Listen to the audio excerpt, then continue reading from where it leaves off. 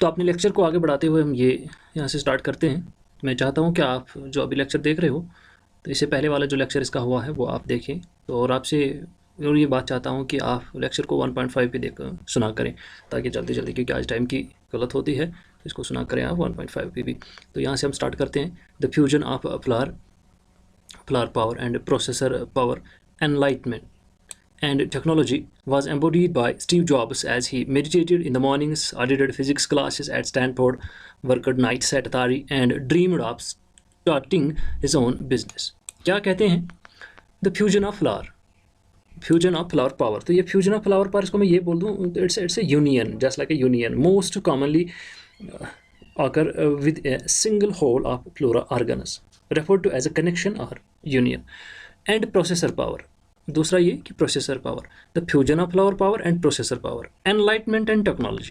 अब एनलाइटमेंट और टेक्नोलॉजी ये सब वाज एम्बॉडीड बाय, अब ये सब चीज़ें expressed by, embodied by, expressed by, ये सब fusion of flower power, processor power, enlightenment, technology, it is expressed by Steve jobs.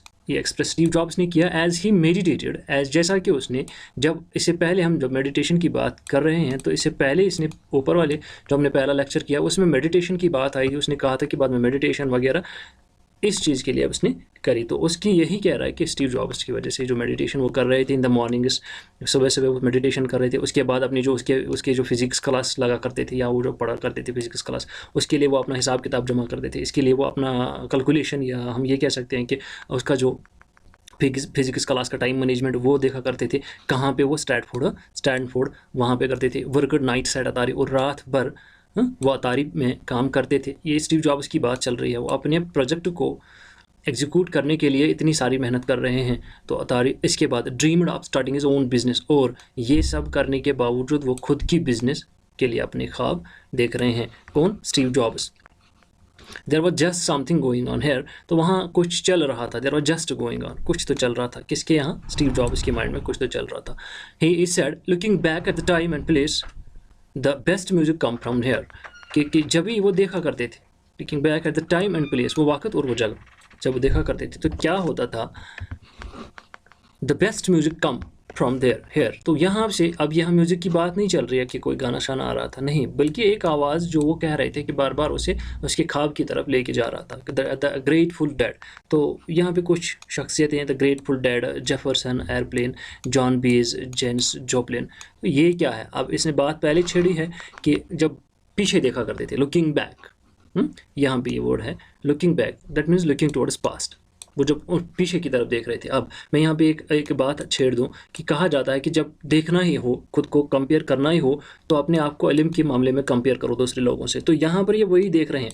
अब यहाँ बात आ रही है ग्रेटफुल डेड, और ये ग्रेटफुल डेड क्या है? ग्रेटफुल डेड हमारे पास, it is I can say that it's a American rock band named 1965 in Palo अटालो। क्या है ये? एक वहाँ पे एक अच्छी जानी पहचानी शख्सियत थी, ये वहाँ पे ब्रांड था। उसके बाद जेफरसन एल्पाइन, ये भी एक ब्रांड था वहाँ पे, यानी कि अच्छे खासे नाम। उसके बाद जॉन बेज, ये एक सिंगर थे और राइटर, सॉन्ग राइटर भी थे। जेनिस जॉपलिन, ये भी सिंगर और राइटर थे। तो ये शख्सियतों के बारे में जब वो पास्ट की ओर नज़र दौड़ाता है तो उसको ये आ जाता है। And so did the integrated circuit and things like the Whole Earth Catalog, और बाकी जो या इंटीग्रेटेड सर्किट की बात है या फिर होल अर्थ कैटलॉग की बात है, तो ये जो बातें उसको याद आती है। असल में मैं यहाँ बात बताना चाहूँगा, या ये पैरा क्या, अगर हम ऐसे ये कह सकते हैं कि इस पैरा में ख़ास बात क्या है कि ये जो सब कुछ है ना, ये इंसान को अपना जो आपका जो ड्रीम है उसको फुलफिल करने के लिए आप पास्ट की ओर, जिन्होंने वो काम किया है, जिन्होंने बड़ी सख्ती झेली है, जिन्होंने बड़ा कुछ किया है, उनसे इंस्पायर होकर आपको अपने काम में मन लगता है। क्योंकि दूसरे लोगों की इंस्पायरेशन लेकर ही हम हमारी इंस्पायरेशन को उसको एग्जिस्ट कराते हैं, या हम हमारा जो ड्रीम है उसको फुलफिल करते हैं। तो असल में उसका भी ड्रीम था कि हैव हिज ओन बिजनेस, जिस बिज़नेस को वो खड़ा करना चाहते थे, तो इसके लिए उसने ये चीज़ें उसके जहन में बार बार आया करती थी। तो ये असल में यही बात है यहाँ पर। Then initially the technologists and the hippies did not interface well. तो पहले क्या थे ये जो टेक्नोलॉजिस्ट्स थे? टेक्नोलॉजी के बारे में बात हुई है इससे पहले भी, पहले लेक्चर में, कि टेक्नोलॉजी की क्या बात थी टेक्नोलॉजी। तो इसके लिए मैं चाहूँगा आपको आप पैरा लेक्चर्स का देख लें। और हैप्पीज़ का भी तो मैंने बता दिया कि ये एक मूवमेंट था, यूथ मूवमेंट। तो ये लोग जो थे डिड नॉट इंटरफेस वेल, तो पहले इन लोगों को भी एक अच्छा अच्छा खासा रिजल्ट नहीं मिला, क्योंकि इसके लिए तो कंसिस्टेंसी चाहिए, क्योंकि अगर आप चाहते हैं कि हमें सक्सेसफुल होना तो इसके लिए आपको बहुत सारी चीज़ें चाहिए। खासकर मैं ये कहूँ सक्सेस के लिए, अगर मैं बात यहाँ पे छेड़ दूँ तो सक्सेस के लिए आपको हार्डवर्क चाहिए, आपको पेशेंस चाहिए, आपको सेक्रीफाइस चाहिए, आपको कंसिस्टेंसी चाहिए, आपको डिसिप्लिन चाहिए, आपको सेल्फ कॉन्फिडेंस चाहिए। ये चीज़ें तो आपको ज़रूरी है, तभी तो आप सक्सेसफुल हो सकते हैं। तो यही चीज़ें ये कहते हैं कि उनको पहले पहले अच्छा नहीं मिला था। Money in the counter culture सा कंप्यूटर्स एज ओमिनियस एंड ओरोविलियन। तो वो जो money in the counter culture, कुछ लोग, कुछ इन काउंटर कल्चर जो हमारे पास, जो इसके बारे में भी मैंने पहले बता दिया कि काउंटर कल्चर क्या था, तो फिलहाल शॉर्ट में यहाँ बता दूँ तो कल्चरल के बारे में, कल्चरल एस्पेक्ट है। तो मुख्तलिफ कल्चर्स में ये कहा जाता था कि उन्होंने देखा, क्या देखा, ये जो कंप्यूटर्स है, जिस टेक्नोलॉजी की बात उठ रही थी, जो टेक्नोलॉजी का रेवोल्यूशन हो रहा था, तो उसमें वो कहते हैं कि ये हमारे लिए एक अनफॉर्चुनेट जैसा है, समथिंग अनफॉर्चुनेट, जो कि सही नहीं है। The provenance of the Pentagon and the power of the structure and the power structure, क्या, और पेंटागन प्रोवेनेंस और पावर स्ट्रक्चर, ये चीज़ें खासकर जो टेक्नोलॉजी की बात हो रही थी, तो ये चीज़ें उनको लग रहा था मनी कल्चर्स, यानी कुछ कल्चर्स में कुछ लोगों को ये लग रहा था कि ये ठीक नहीं है। और दूसरी बात ये क्या है, in the myth of the machine, इसमें the myth of the machine इसमें, and the historian Lewis Mumford, ये क्या कहते हैं, हिस्टोरियन लेविस मम्फोर्ड, वो ये कहते हैं कि कंप्यूटर्स जो है, they were sucking us, computers were sucking away our freedom and destroying life enhancing values। तो मम्फोर्ड ये कहते हैं, वारन करते हुए ये कहते हैं मिथ ऑफ द मशीन में क्या, कि कंप्यूटर जो हैं वो हमें सकिंग अवे करते हैं, किससे, हमारी आज़ादी से, और वो हमारी लाइफ एनहेंसिंग वैल्यूज़ को ख़त्म कर रहे हैं।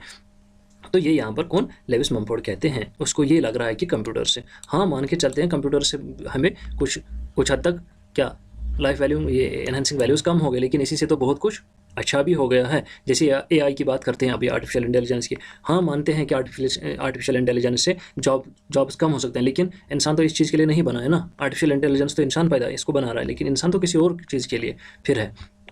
खैर वो भी एक लंबा सा अलग सा दास्तान है या अलग सा लेक्चर है, जिसको हम छेड़ नहीं सकते इस टाइम।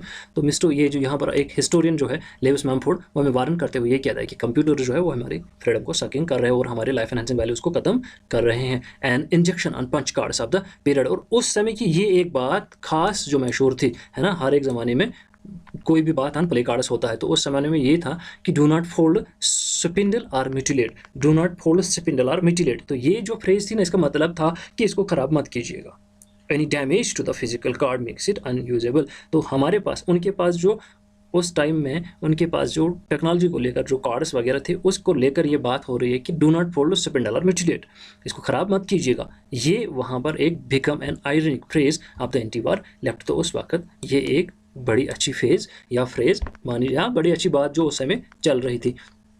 तो यहाँ तक मैं यहीं पे अब स्टॉप करता हूँ। फिर से आपको कहता हूँ कि इससे पहले जो हमने लेक्चर किया उसको आप देख लें, और साथ में ये जो लेक्चर्स हैं उनको आप नॉर्मल जो स्पीड होती है उसे नॉर्मल से बढ़ा के थोड़ा सा 1.5, और I think 1.5 is too much sufficient for it to have good listening of the lecture. So thank you very much.